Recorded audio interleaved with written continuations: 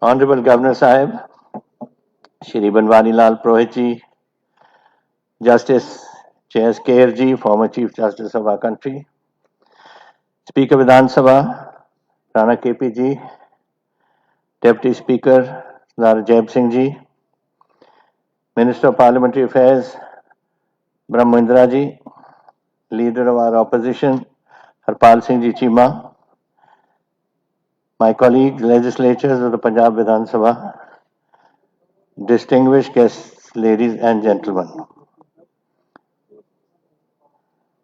As always, sir, as you mentioned, Governor Sahib, it is very difficult to follow a brilliant speaker. And for me, I have to follow two speakers. And one, I think the exposition which I heard today by Justice Kair was absolutely brilliant. And all of us, certainly, I have learned so much from what you said today. And to follow you, sir, is an impossibility. What we are today talking about, the ninth Guru of ours, it is his 400th birth anniversary, Prakash Purab. ਤੇ ਜਦੋਂ ਵੀ ਇਹ ਮੌਕੇ ਆਉਂਦੇ ਨੇ ਅਸੀਂ ਆਪਣੇ ਗੁਰੂਆਂ ਦੀ ਜਾਂ ਕੁਝ ਇਹੋ ਜਿਹੇ ਵਾਕਿਆਤ ਹੁੰਦੇ ਨੇ ਜਿਹੜੇ ਅਸੀਂ ਯਾਦ ਕਰਾਉਂਦੇ ਹਾਂ। ਮੈਨੂੰ ਯਾਦ ਹੈ ਪਿਛਲੀ ਸਰਕਾਰ ਵਿੱਚ 350 ਸਾਲ 10ਵੇਂ ਪਾਤਸ਼ਾਹ ਦਾ ਸੀ, 400 ਸਾਲ ਗੁਰੂ ਗ੍ਰੰਥ ਸਾਹਿਬ ਦਾ ਸੀ, ਹੁਣ ਐਤਕੀ 550 ਸਾਲ ਗੁਰੂ ਨਾਨਕ ਦੇਵ ਜੀ ਦਾ, ਔਰ ਅੱਜ 400 ਸਾਲਾ ਸਾਡੇ ਤੇਗ ਬਹਾਦਰ ਸਾਹਿਬ ਦਾ। what history, what tradition, सब कुछ है। ਇਹਨਾਂ ਦੀ ਅਗਰ ਅਸੀਂ ਆਦੇਸ਼ਾਂ ਤੇ ਚੱਲਦੇ ਰਹੇ ਤੇ it would be a different country and a different world. Today, what was his message in his basic message was religious tolerance, and for religious tolerance ਉਹਨਾਂ ਨੇ ਆਪਣਾ ਸੀਸ ਦਿੱਤਾ। And where is this message doesn't remain within the confines of our small Punjab. It goes to the entire nation and across the oceans to the other countries of this globe to understand a message which was given 400 years ago. Are they today following it, or what is happening in the world? Look north of us. The Chinese are destroying the Uyghur nation because they are Islamic and they want to maintain their independence. Next to them is Afghanistan. You have an emerging power which doesn't accept religious tolerance in any form. Go across to Africa and you see countries there, or the Middle East, you see countries there, where today all this message of love and understanding and tolerance doesn't exist. And here, our ninth Guru, Shri Guru Tegh Bahadur Sahib ne ਇਹ ਆਦੇਸ਼ ਸਾਨੂੰ ਦਿੱਤਾ ਸੀ ਅੱਜ ਤੋਂ ਸੈਂਕੜੇ ਸਾਲ ਪਹਿਲਾਂ। So it is a pleasure for me today, sir, to extend to you on this very auspicious occasion as our governor my hearty welcome on behalf of the House. And it is almost providential that you have taken over at a time when the Punjab Vidhan Sabha is meeting in this special session to commemorate the 400th Prakash Purab of our Shri Guru Tegh Bahadur Sahib. It is now also my duty to welcome Justice J.S. Kair, which I have already mentioned about, Chief Justice of India, and we are all going to relive and in our own minds the brilliant speech that he gave this morning. Thank you for coming, sir, and thank you for giving this keynote address and sharing your thoughts with us, which has gone beyond many people, including myself, what you have put to us today. Sir, while the facts about the life and message of Shri Guru Tegh Bahadur Sahib are generally known to most of us, let me take the liberty to share a few relevant details. Born in 1621, he was the youngest son of Shri Hargobind Sahib, our sixth Guru. He was not an heir to his father, for the Guruship went to his nephew Shri Guru Harai. He succeeded the eighth Guru, Shri Guru Harkrishna Sahib, after spent many years in a small settlement of Bakala near Amritsar, where he was finally located by Makhan Shah Ji. I would especially like to highlight two aspects about Guru Tegh Bahadur Sahib's life. After the compilation of the Adi Granth, many poems and shaloks penned by him were incorporated into our Guru Granth Sahib by his son Shri Guru Dasmi Pacha Gobind Singh Ji. The second aspect, which is sometimes less elaborated in popular discourse, is that of the first Guru. The ninth Guru was also a great traveler. He traveled across the breadth of the country, traversing Punjab, Delhi, Uttar Pradesh, Bihar, Bengal, Odisha, Assam, and modern Bangladesh. His son, Gobind Rai, later the 10th Guru, was born in Patna in December 1666.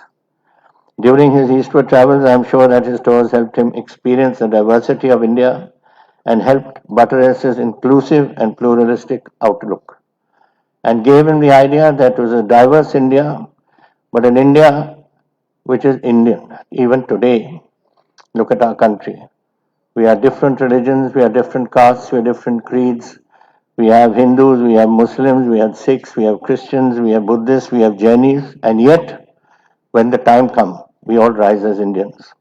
And that is something which is Guru Sahib imbibed from his travels all over, that this is what India is all about.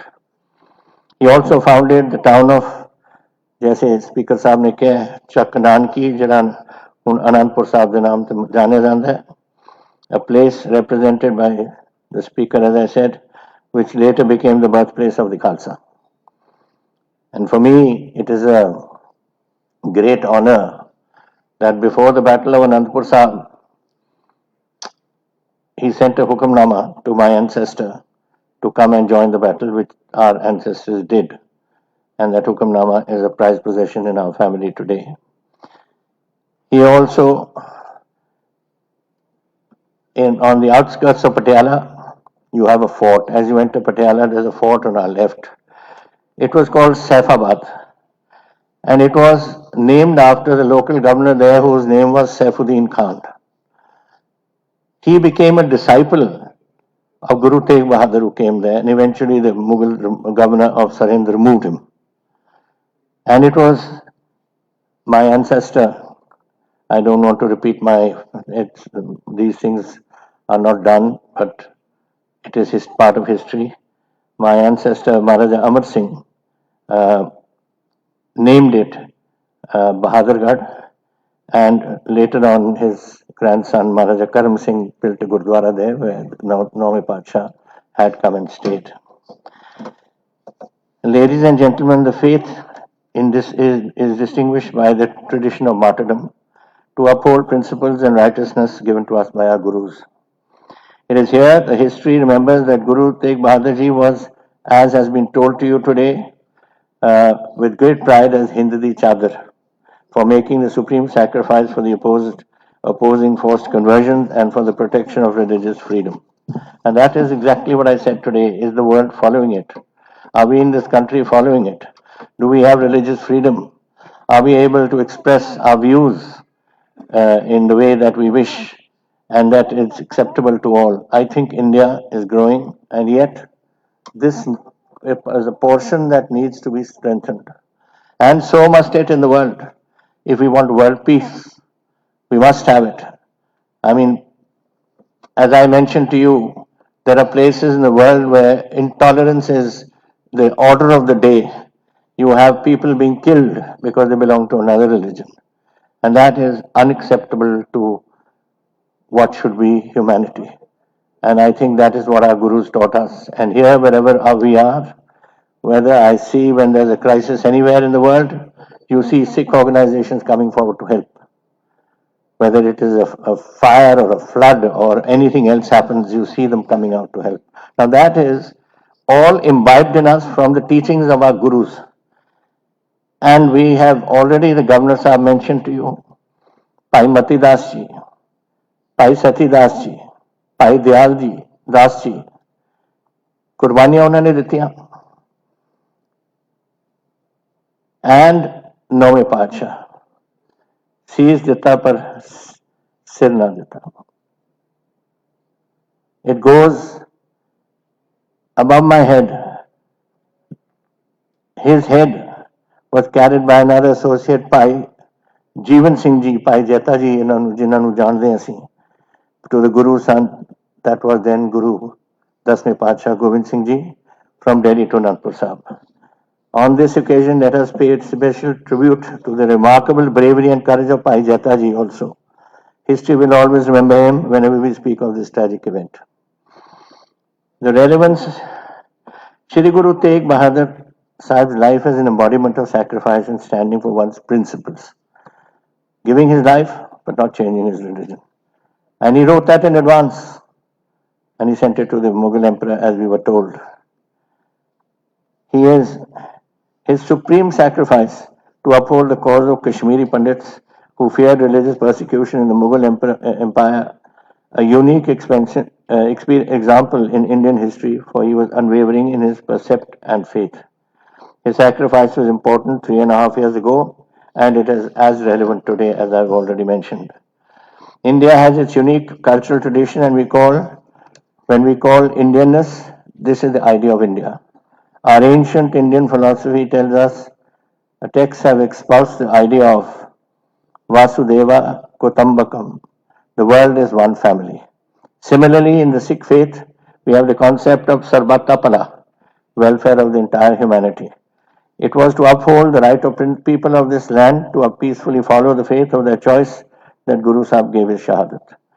And by doing so, he set a unique example in history of sacrificing his life, which was taken in a most gruesome and torturous manner. India continues to be a pluralistic country which has the unique distinction of being home to almost every faith in the world.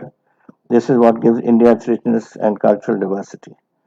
The slogan that we often hear and talk about, unity in diversity, is not a hollow or empty slogan. It carries a deep meaning which must be understood and internalized by all of us. We can pay our greatest tribute to Shri Guru Tegh Bahadur Sahib if we all imbibe his universal message of love and religious tolerance and freedom.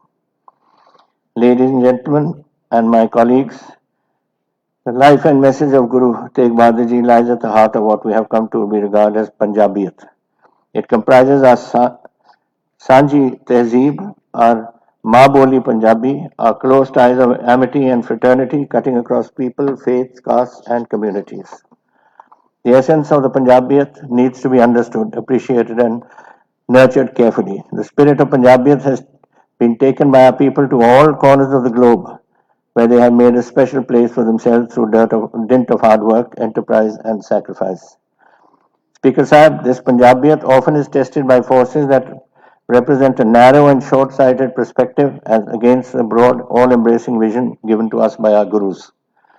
It is our bounden duty as representatives of the people to guard against such inimical forces very consciously and not to allow our competing political interests to ever undermine the strong foundations of this Punjabi. Politics has its place, but Punjabiyat has its own place. The 400th Prakash Purab of the 9th Guru should help us renew our pledge and to show the people the right path as their rightful leaders and representatives. I trust through this August House we can once again reiterate this message of universal peace and brotherhood on this historic occasion. We have planned to celebrate this occasion very gloriously as we have done in the past. Unfortunately, this surge of COVID cases made us restricted. I hope things will cool down on that front and that we will be able to do various things which we are planning. I can tell you we are going to have the functions of at Shri Anandpur Sahib and Baba Bakala, the exhibition of the life and teachings of Shri Guru Tegh Bahadur Sahib, exhibition of handicrafts, Punjabi Literary Festival, drama Hind Di Chadar, sports events, multimedia light and sound shows, Sufi music festivals. And I'm hopeful that with the blessings of the Vaheguru, that we will be able to fulfill most of these events, even though COVID continues to cast its shadow, and there's a strong possibility of the cases increasing again this October. God willing, it now doesn't happen, but the way things are going, one never knows. But nevertheless, we will continue to celebrate this occasion as best as we can within the framework of the rules that will exist at that moment. Infrastructure projects for major towns associated with Guru Sahib are already underway. We have upgraded the historic place of Baba Bakala from a Gram Panchayat into a municipal town. Special plans are afoot to improve the infrastructure of Anandpur Sahib. 103 Charan Show Prapt places have been identified by Guru Sahib actually visited. There are 79 villages and 24 towns. And we have given rupees 50 lakhs per village for its internal development in some form as they think best, and 1 crore per town for something to be developed there in his memory. We have established the Shri Guru Tegh Bahadur University of Law in Taran district, the first university ever in Punjab, and we are very proud to have announced it just recently. Government has released a commemorative stamp on the occasion.